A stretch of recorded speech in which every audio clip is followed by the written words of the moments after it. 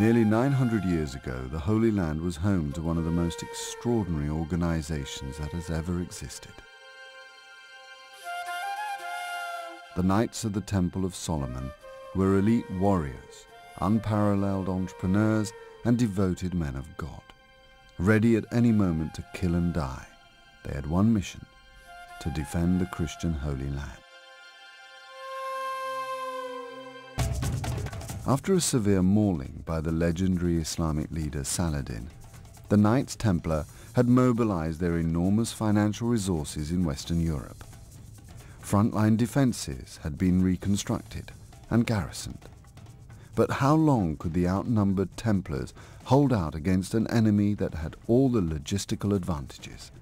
And just how dangerous were their opponents back in Western Europe, envious of their land and wealth?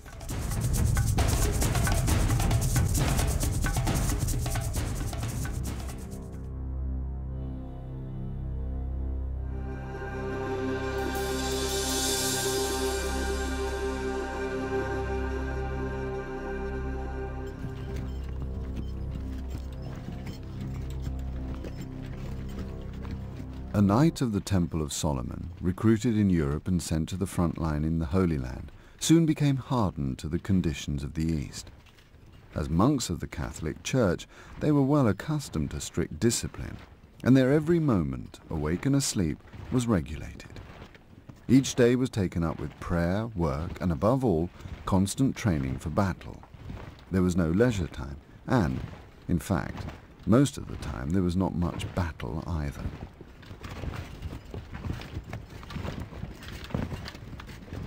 Warfare was expensive in men and horses, and for decades the order had generally pursued a cautious policy in the East.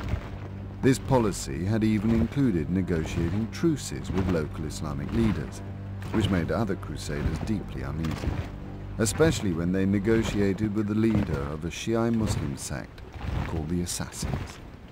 The Templars had no qualms in implementing any policy that strengthened their position in the East.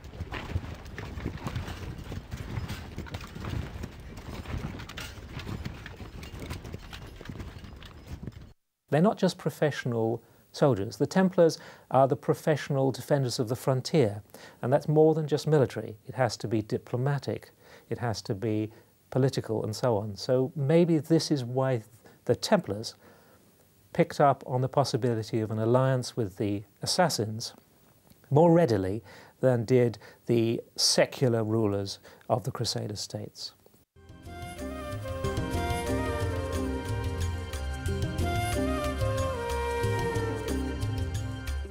Pilgrims and crusaders visiting the Holy Land for the first time were often angry to discover that the resident crusaders had negotiated a truce with the Muslim enemy. They had spent a great deal of money to get there and had traveled far.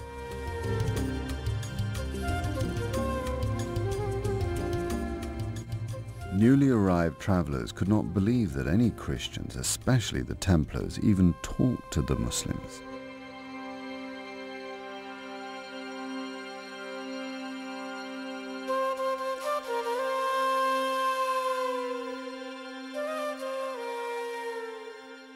Fundamentally, they were intolerant on an everyday basis. For much of the time, they had to be tolerant. It's just a matter of common sense and an ability to exist. These people are not stupid. Their beliefs were intolerant, much more intolerant than ours are today. But they were living, as I said, on a frontier. They had to deal with their neighbours. They were not in a position to wage perpetual war. They knew it, their leaders knew it, everybody knew it. So pragmatism, I won't say was the order of the day, but they were perfectly willing and capable of being pragmatic. This does not make them different to other medieval people. So there were many day-to-day contacts between all the Franks in the East, and some of these are very colourfully described by a Damascene chronicler called Usama ibn Munkid. One of these stories is the most well-known one, about a Frank newly arrived from the West who forces Usama to pray facing east, and one of the Templars intervenes apologises to Usama and says, no, this man is a newcomer, he doesn't understand our ways. You can pray in whatever way you wish. And this has sometimes been presented as showing that the Templars were very friendly with the Muslims. But I think it shows much more that in daily life, Templars and other Franks had frequent contact with the Muslims. Many of them spoke Arabic, many more than has been previously said, spoke Arabic, I think. So it was necessary in order to exist to have these daily contacts. But that doesn't necessarily affect their commitment to the Holy War.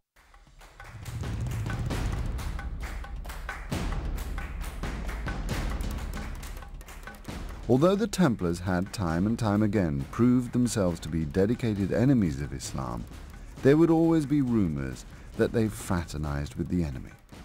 One day, the Templars would actually be accused of secretly being Muslims themselves.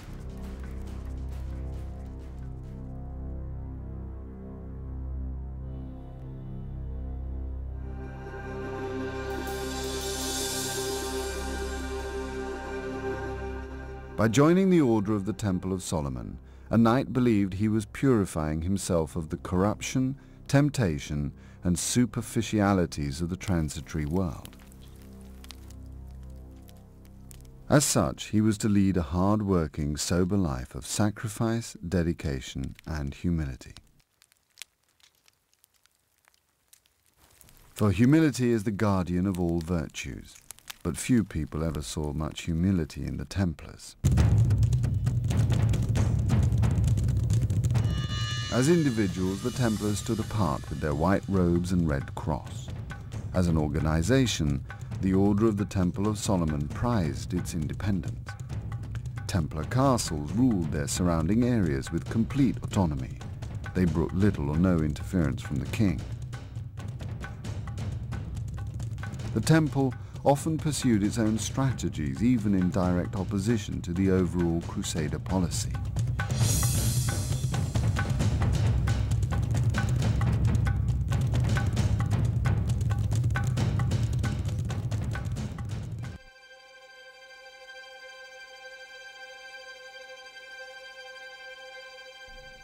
Early in the 13th century, the Christian enclave in the Holy Land stretched from Antioch to Assur, and the Templars now controlled a major proportion of this from their castles at Atlit, Chastelblanc, and in the mountains around Antioch. The undying aim of all the Crusaders remained the capture of Jerusalem for Christianity. The next opportunity arrived with the Fifth Crusade, whose leaders believed that the only way to secure Jerusalem was by first conquering Egypt itself. The Templars joined the Fifth Crusade, whose objective was Egypt's capital, Cairo. The city of Damietta was the first obstacle facing the Crusaders.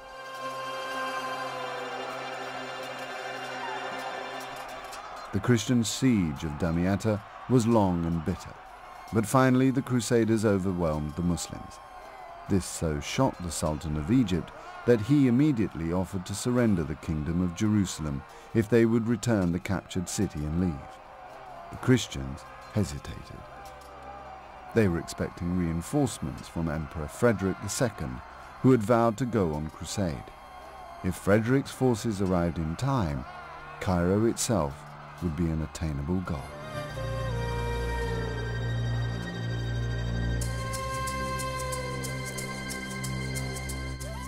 While the Christians hesitated, the Muslims prepared their defenses. 20 months after the capture of Damietta, the Fifth Crusade finally headed south. The Egyptians easily cut their supply line and flooded the valley. The Christians accepted the Sultan's next offer. They returned Damietta, and he let them escape with their lives.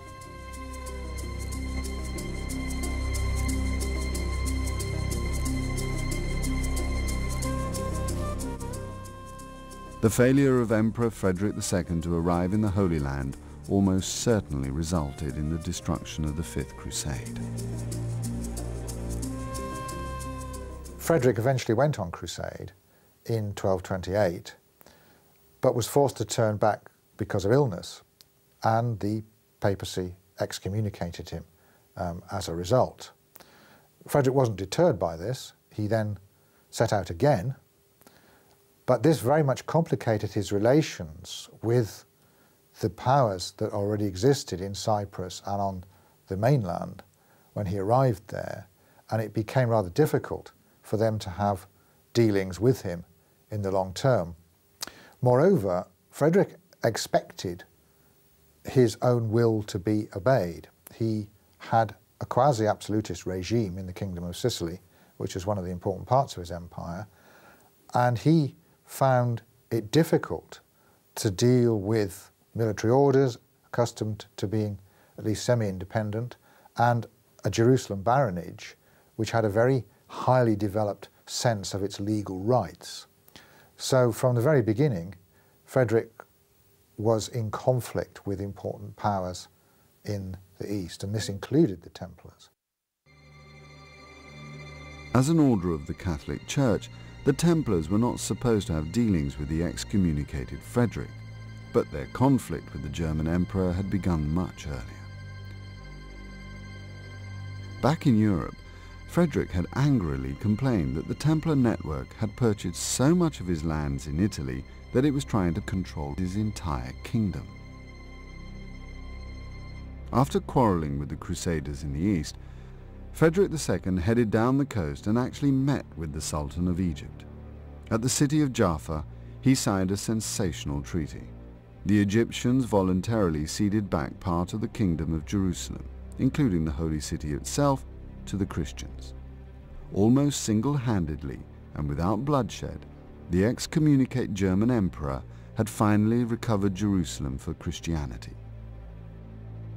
Frederick then went to the Church of the Holy Sepulchre and had himself crowned.